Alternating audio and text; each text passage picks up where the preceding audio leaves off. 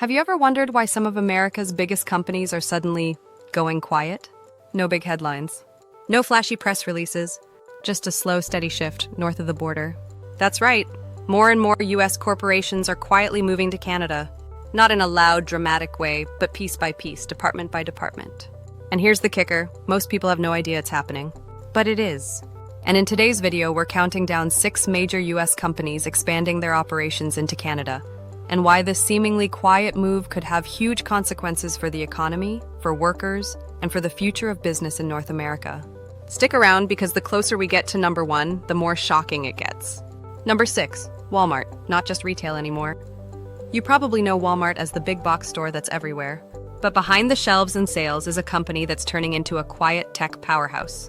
Walmart has been building its tech operations in Canada, hiring software engineers, logistics experts, and app developers. Why? Because Canada has a skilled labor force, lower costs, and fewer legal restrictions. They're not just managing retail. They're running logistics, AI systems, and e-commerce tech, and using Canada as a base to serve North America more efficiently. It's a subtle move, but a smart one. And it's helping Walmart future-proof its business beyond just stores and cash registers. Number 5, Apple, the privacy play. While Apple still designs and builds much of its product empire in the US, it's been quietly shifting some of its cloud and server operations to Canada. Why? Privacy laws. Canada has stronger data protection regulations, which align perfectly with Apple's brand image as a privacy-first company. Hosting sensitive data in Canada lets Apple say, "We take your privacy seriously," and actually mean it. Plus, by spreading its infrastructure across borders, Apple reduces risk and gains flexibility, especially with rising regulation in the US and Europe. It's strategic. Number 4, Tesla, following the minerals. Tesla, a company you might not expect to show up on this list, yet. While Tesla's massive US presence is well known, they've been laying the groundwork in Canada for years, sourcing materials, exploring partnerships, and eyeing manufacturing options. Why Canada? Critical minerals.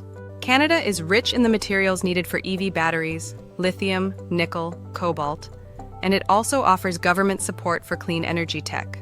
By investing in Canadian resources, Tesla isn't just cutting costs. They're building a resilient supply chain that avoids bottlenecks, trade issues, and future shortages. It's not loud. It's not flashy. But it's very, very smart. Number 3, Google, Alphabet. Quietly going all in on innovation Google, or Alphabet if we're being official. After the cancellation of their Toronto Smart City project, you'd think they backed off from Canada. But the truth is, they never left. Google has continued expanding its R&D centers, AI labs, and data facilities in Canada, especially in Toronto, Montreal, and Waterloo. Why? Canada is a global leader in AI research, with government support, top-tier universities, and a thriving tech community. On top of that, less regulatory pressure makes it easier to experiment and innovate. So while the headlines moved on, Google stayed and doubled down. They're building the future in Canada, quietly but aggressively. Number 2, Amazon, building the supply chain of the future. We all know Amazon builds warehouses, but in Canada they're doing far more than just shipping packages. Amazon is building logistics networks, AI research centers, and cloud infrastructure. Provinces like Ontario and Quebec are rolling out big tax incentives, and Amazon is cashing in. They're also hiring Canadian talent in droves, not just for physical labor, but for engineering, analytics, and innovation. And there's a bigger strategy here. Canada gives Amazon cheaper operating costs, easier immigration for international employees, and a launch pad to global markets. They're evolving, and Canada is becoming a core piece of that puzzle. Number 1, Microsoft Canada as a second HQ. This isn't just a side move. This is a full-on strategic shift.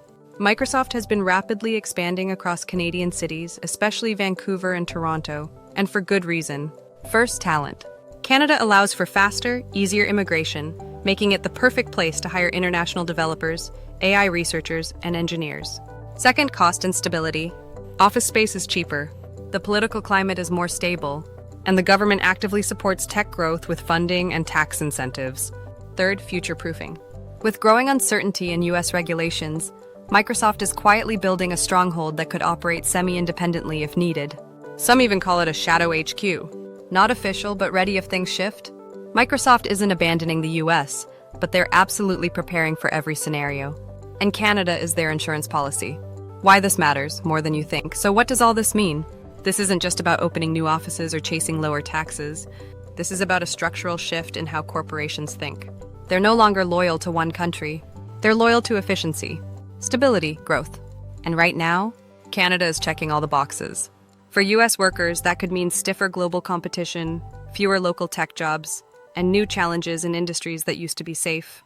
It doesn't mean disaster, but it does mean we need to pay attention. Because while these moves might look small today, they could shape the future of innovation, employment, and business leadership across North America. So the next time you hear that a US company is opening a new office in Toronto, know that it's not just a coincidence. It might be part of a much bigger strategy. Thanks for watching. If this video gave you something to think about, hit that like button, subscribe, and ring the bell.